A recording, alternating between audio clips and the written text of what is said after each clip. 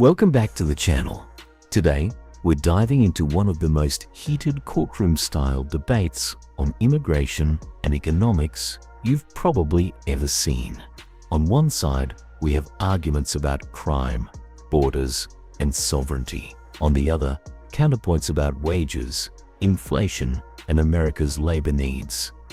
But pay attention, because beyond the shouting, there are some shocking contradictions and surprising legal implications buried in this exchange. Who's really right about the law, the economy, and the future of America? Let's break it all down. In the case of immigration, if you hard restrict it and make it harder to get in, the only people who are going to make the attempts to get in, or generally going to make the attempts to get in, are more likely to commit crimes. Well, that's just not, there's no data or evidence to suggest that at all. When we've had the strictest immigration policies, crime was at its lowest in this country. Well, so in the 1950s, that's correlation. Well, no, it's actually direct causation. Right now, we have wide open borders, correct? DNA background testing from over 120 different countries. Sure, but I don't think that has to do with the process of getting into the country. Well, it has to do with the process of getting in the country, because if it's extremely difficult to get in through legally, people are going to resort to coming through illegally. Well, is that not true? Well, but we should just prevent both. I mean, that's the point. You should prevent people getting in any way? Yeah, well, we should have a total immigration moratorium in this country completely. We have like the lowest unemployment we've had in a long time. Wouldn't we want more workers? No, we want wages to go up for American workers. Yeah. It's the opposite. Well, so you want to restrict the labor pool so that you guys get the jobs first, not some competitor from Korea or Japan that comes in and steals your tech job. Shouldn't we invest in American workers first before foreigners? We should. But why do you think wages are not keeping up with inflation? Because we're bringing in millions of people into this country every single year that you guys have to compete against, and they don't have student loan debt. If we're bringing so they're able to undercut wages every single year. Yeah, continue. If we're bringing in so many people, I don't think we would have as low unemployment as we would right now. Would we? There's two types of unemployment. There's structural unemployment, and then there's specialized unemployment. Specialized unemployment is very, very high, which is about 8 to 9%, which is more computer science, data engineering. But we have millions of people that have entered the disabled roles too. So, but to your point, we do have millions of people coming into the, I mean, it's not even a question. But how many of those people you think that are coming in or would come in if we made it faster and more easy are going to be taking these high specialized tech jobs? Well, very few, but the point is that then the point about they undercut the muscular class, which is the very people that pay the biggest burden for all these policies. You said that the high unemployment is in specialized, not in general unemployment. Correct. So if general unemployment is so low, then why are we worried about people coming in taking the jobs of like the labor? Well, that's not the only reason why we're worried. We're worried because many of them are coming in illegally, and they're criminals, every single one of them. So they break our laws. I think you're proving my point here, though. But no, you're just making one sliver of economics, though. Numbers aside, how many of you guys have seen things get so expensive in the last year and a half? Okay, so that's just... I agree, but I think we have different reasons, because I see that major companies... Why are prices going up? I see major companies are owning different things like cereal brands. There's like 2 companies that own all cereal brands, and when they can increase the prices continually and say, hey, look, guys, it's inflation, when they're making record profits that they've never made. Yeah, if that's the case, then why are small businesses raising their prices? Small businesses are raising their prices because the products that they're getting in from these major 2-3 companies are okay, so how does inflation work? Inflation works by having more money in the system, and generally, because of that, your dollar is worth less, and then your wages don't really increase. And because your wages don't increase, everything's costing more to you. So true or false, we have injected around $10 trillion of new money in the last 3 years. Absolutely. Okay, so that is the #1 reason why we're seeing prices increase. Absolutely, but I think it's slowed. The inflation itself has slowed down a lot, and the prices themselves... It depends on what good or service you're talking about. I agree, and I think the reason it's what good or service is because the goods or services that are in control of borderline monopolies are able to raise their prices more and more. That's why when you go to the grocery store, the big issue is a bunch of things are going up that are controlled by major companies that are supplying all these grocery stores, right? Yeah, but a lot of them have competitors, and so I mean, I can list 5 or 6 examples where there's robust competition and prices are still going up. But we have too many dollars chasing too few goods and services. That's the big problem. Our worker base isn't really churning as it should because we have such low unemployment, which is why I'm saying immigration should be easier to come in, because when your workers aren't moving through positions and stuff, wages aren't going to increase that often because you're more likely to get a wage increase by switching to another job that pays you more. Yeah, so wouldn't it make, if you want to get wages up, shouldn't you want to restrict the amount of workers in the workforce? I mean, so if you have 200 people you could hire to fix a window, or 30 people to hire to fix a window, which pool is going to have the higher average wage? I think the smaller pool would. Okay, we agree. The issue is a lot of people right now aren't wanting to go switch to other jobs all the time. And when you get more people and more jobs, you're likely to have more churn through there. Okay, yeah, I don't think we disagree on that. Okay, cool. So that's why I'm saying. Yeah, but you don't have me convinced on the immigration issue, though. Okay, because if you restrict immigration across the board, then you have a prioritization and a lesser pool of competition for foreign-born American labor. Sure, but I think, am I wrong in saying your issue is that you have issues with specialized labor coming in and taking the positions of higher, paying more specialized? Yeah, I mean, to be fair, it's specialized muscular class labor, which is conflated. Yeah. So there's advanced manufacturing too, which does not require a college degree, but can take 6 to 9 months of apprenticeship. Or for example, being an auto mechanic, that's not exactly being a coder, but that's tough work, right? Sure. Or even more simply, I just don't think that that's the majority of labor that is going to come in if we allow more people through. And it's not like a blanket, oh, we're letting everybody through. But right now I see my biggest issue with the right is that, like, why are we restricting more immigration other than like illegal immigration? But why are we not proposing ways to loosen immigration to fix the jobs that aren't like that? Because there's like most jobs aren't generally in those classes. No, you're coming after this in good faith. My response would be, we need a national training program to get Americans properly trained before we try to import foreign labor to fill those positions. And that goes back to my college is a scam type postulation. So we have oversupplied the credentialing, which is 4-year college degree, and we've undersupplied the 6 to 9 month specialization vector. And because of that, we have massive job openings. I want to get to the next question. Okay. Thank you. Appreciate it. Let's talk about the border. We have brought in 5% of the population of Haiti. I don't see the issue with that, though. Like, You don't see the issue with allowing immigrants into our country. I mean, is that not the foundation of America? These are illegal immigrants that people cut in seeking line. refuge for the best country in the world. Isn't that the whole point of your organization? Well, the U.S. is the best country in the world. Shouldn't we be obligated to help people that are suffering? Yes, America is the best country. Therefore, its citizens should come first, not foreigners. So we have an obligation to our own people. So the pathway to citizenship should become easier. Then. No, we should deport them all back to their homeland. We should deport them all back to their homeland. All the immigrants, okay. Well, we shouldn't all make it the illegal foreigners, yes. Okay. In Springfield, Ohio, in one town, English as a second language speakers in one high school went from 250 to 1,500 kids in 2 years. These communities are being overrun. Go down to Aurora, Colorado, right down the street here. Entire apartment complexes are now being run by Venezuelan gangs. Not to mention every day an American citizen is being killed. From Lake and Riley to Rachel Morin to 11-year-olds that are being killed in DUI accidents. We have a belief that our founding fathers had, which is if your government does not fulfill its obligation to its own people first, its government is not legitimate. And that's what's happening right now.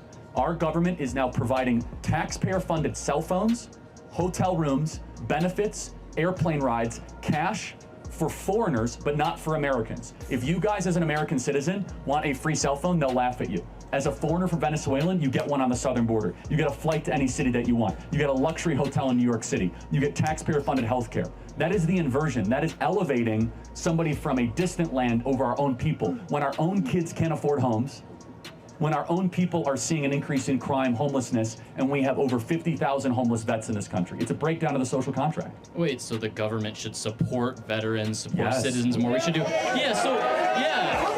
so we should spend more on our people with better health care, better social programs. That's literally what you just said. We should spend it on veterans and not on foreigners. Sure, and American citizens with cheaper health care. That's what you just said. Well, hold on. You're free phones, airplane rides, public transit. That sounds great for Americans. No, it sounds terrible, actually. For Americans? Yes, government should not be giving free phones to anybody, okay? You said that the citizens should come first in those programs. Yes, you know how they should come first? By not having to compete against a foreigner for your job.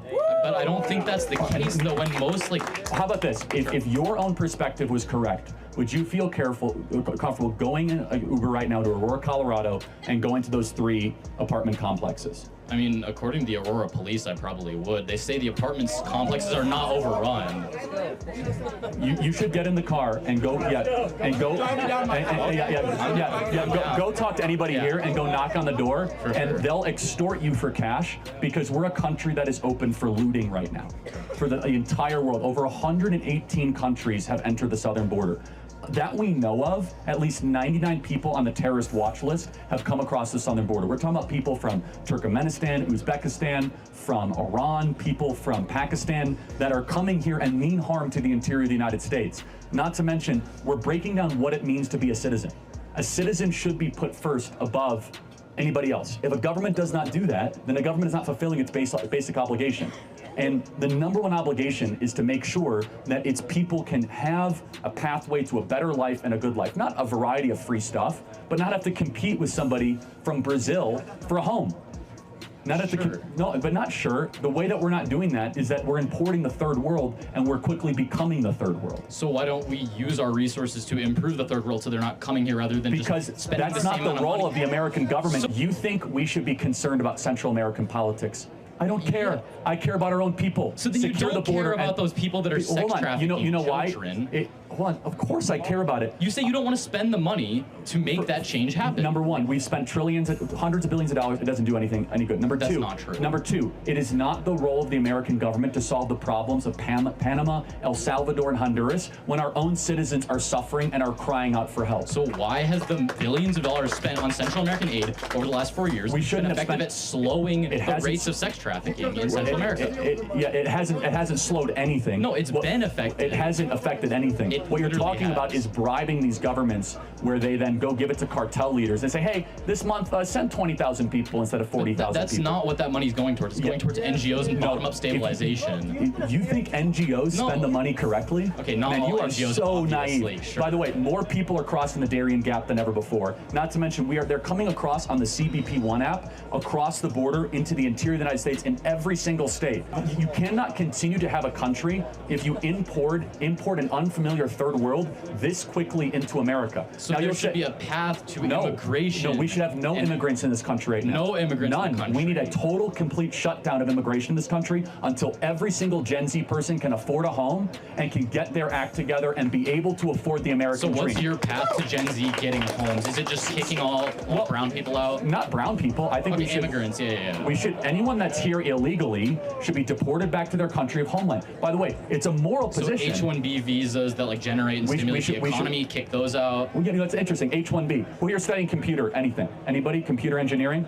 You guys have to compete against a foreigner for a job. That's wrong. American. Well, I actually care about the country more than the free market. So colleges should better prepare students and better utilize government resources. Well, college is a scam, but yes, we did that earlier. For computer science, they shouldn't go to college. Well, actually, you don't need to go to college for computer science. You don't need to go to college for computer science? You could do a coding class in a couple months. You could do and a get coding job. class. Yes. Yeah. Alphabet is hiring right now. You could get a job at Alphabet, Google, taking a C++ class? Correct. Yes. Yes. They're hiring coders after a 60-day coding class. To answer your question, a country that ceases to secure its own sovereignty and does not think, I care more about my own people than the foreigners, ceases to be a country. You're a colony and you're something else. And we are seeing our generosity be taken advantage of. I am all for American charities going down to Panama and helping out. I'm all for people giving to charity. So we should reallocate U.S. spending towards things that are actually effective for people in and outside of our borders. Well, so then we don't have people coming into our borders, and then we can help our people. Well, no, if they come to the border and the border is closed and you say, hasta la vista, go back to Nicaragua. Or we spend in Central America, they don't have to come to the U.S., and then we have a better U.S. It's the same amount of spending. No, first of all, to solve the problems of the third world would cost trillions of dollars, and that would all be laundered and not even work. And again, it's not the position of the American government to go throw money around in the Southern Triangle. Instead, it's our country's closed. We're not open for looting anymore. Go make Nicaragua great again, or go do what El Salvador has done. El Salvador is now a safe and stable country, and they're seeing their GDP go up, and it's not because of us. Yeah, it is. We put $4 billion into South Central America. Hold on, and Bukele barely took the money. You know why it's safe? Bukele has turned El Salvador safe because he locked up all the criminals. He locked up 40,000 criminals and put them in prisons, and El Salvador is now safer than America. El Salvador was the murder capital of the world, and now El Salvador is much safer than America. I think it's wrong if you guys are afraid to walk the streets of Denver at night. I wouldn't walk the streets of Denver at night, would you guys? No! That's a breakdown of the fundamental role of government. Would you guys walk the streets of LA at night? No. The streets of San Francisco? No. We can't walk our own greatest cities at night, and we want to bring in more people from the third world? Hell no. So I just had a question, because you talk a lot about like protecting and securing our southern borders. But as the granddaughter of immigrants, I think that we get into a lot of complicated disputes with the idea that immigrants are criminals or drug dealers and things like that. So I just want to hear what your opinion is on those expectations or those, what do you call it, those stereotypes that are put on Hispanic communities, Latino communities, and how they change the way people perceive immigration. Sure. So, thank you for the question. Here's where the debate gets legally tricky. Unemployment is historically low, yet we still hear the claim that immigrants are stealing jobs. But labor economists will tell you, general unemployment and specialized unemployment are two very different beasts. So here's my question for you. If unemployment is already this low, are immigrants really the threat, or is the real issue how America trains and prepares its own workers? Drop your thoughts in the comments. I want to hear what side you land on. So you said you're the first generation Yes, student I am. or first generation American? I'm a first generation student. Cool, great. Second generation American? Did I hear that right? Or- Third generation Cool. American on my mom's side. Great. Second on my dad's. When your grandparents, then, is that right, came Yes. to this country, did they do so through the legal process that was in front of them? So my father got married to my mother, so he's a legal resident of the United States. She's been here her entire life. But did she enter legally? She did. Okay. She's born here. Yeah. Got it. My grandpa on my dad's side entered in illegally. Okay. So I'm not here to like insult your grandpa, right? But we must be very clear that the type of immigration that we support is when you follow our rules and you come on our terms, and that you do not break into a country uninvited and you try to cut. Can I add something to that? The reason why he left, and a lot of people in Mexico do, is because of the political state, especially in the 70s and 80s, when they decided to move. They have a government that isn't supportive of their constituents, and because of drug problems, their only choice was to move. Yeah, I totally sympathize. That's not true. It's never the only choice to commit a crime, and we should not put up with it. And so it is an insult to other immigrants from Vietnam and Laos and Pakistan that have to wait decades in line to morally equivalate people that come in and just break in. Oh, I have an unstable country. Like half of the world's countries are unstable. So look, we just have to be very clear with this, is that if you come into the country uninvited, you have committed a crime and you are a criminal.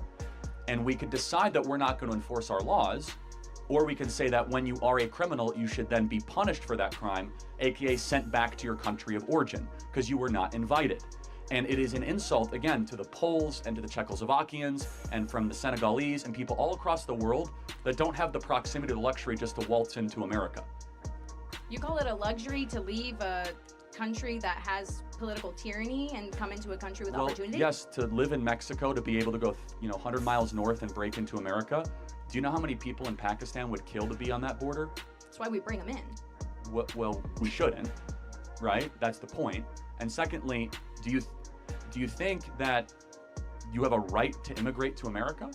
I think that I didn't have a choice. My grandparents made that decision for me. I'm not trying to attack your grandparents, but no one has a right to go to anybody else's country. You are invited. It is a privilege, not a right, to come into America. So it's a privilege to live a life that requires you to have clean water, clean food, clean air. Yes, of course it is. And you have to fight for that? Yes, it is not. But we didn't? Hold on a sec.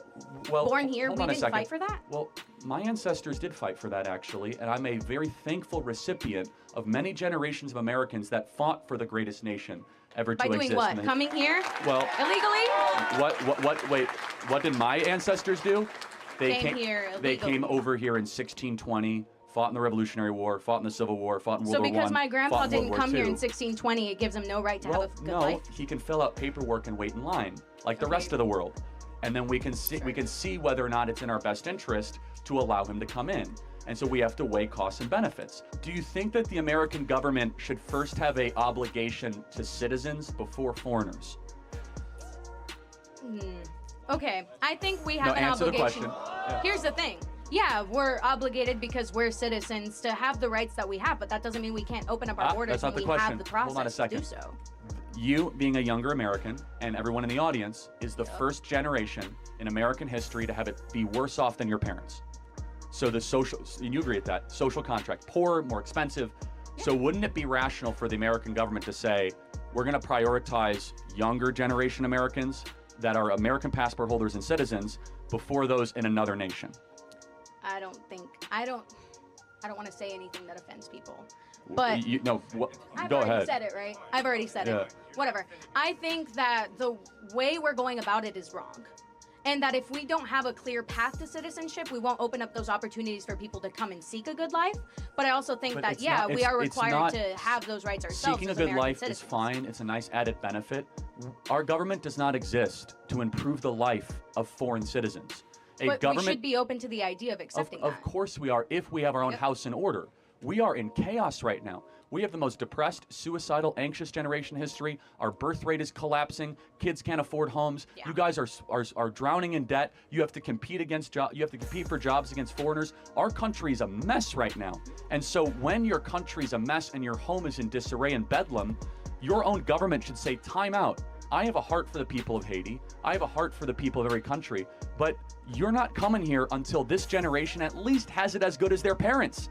And that is a very simple moral statement. If when you bring people in, they make the life worse for the people that were already here, should we stop letting those people in? Do they, though? Yes, they do. Illegals every day are doing DUIs and kids are dying across the country. But if Americans are doing this, it's fine? Well, it's not fine. They should go to jail. But this is the red herring, is that Americans are invited guests. Foreigners are people that broke into the country that shouldn't be here, and none of those crimes should be happening at all. One of them is a crime of choice. The other is just a crime because that's part of what happens when you have a society. So when you have Americans that are murdered by illegals, that is because we have decided and chosen we're okay with them being here, and if they kill our people, no big deal. I'm just trying to, I know we're not going to agree on No, this. it's That's fine. why I So, came up here in the that's first fine. place. I knew Are you okay with deporting every illegal person that's here? No. Why? Because there's some people here that are not represented well by the media. There's a lot of illegal immigrants here that are working their butts off for the life that they want. I don't care if they're working hard. But the point is, what should the punishment be for breaking into a country? Depends on the crime you commit after you break into it. Okay, that's it. I'm talking about just the crime is breaking in. What should the punishment be? I break into somebody's home. What should their punishment be?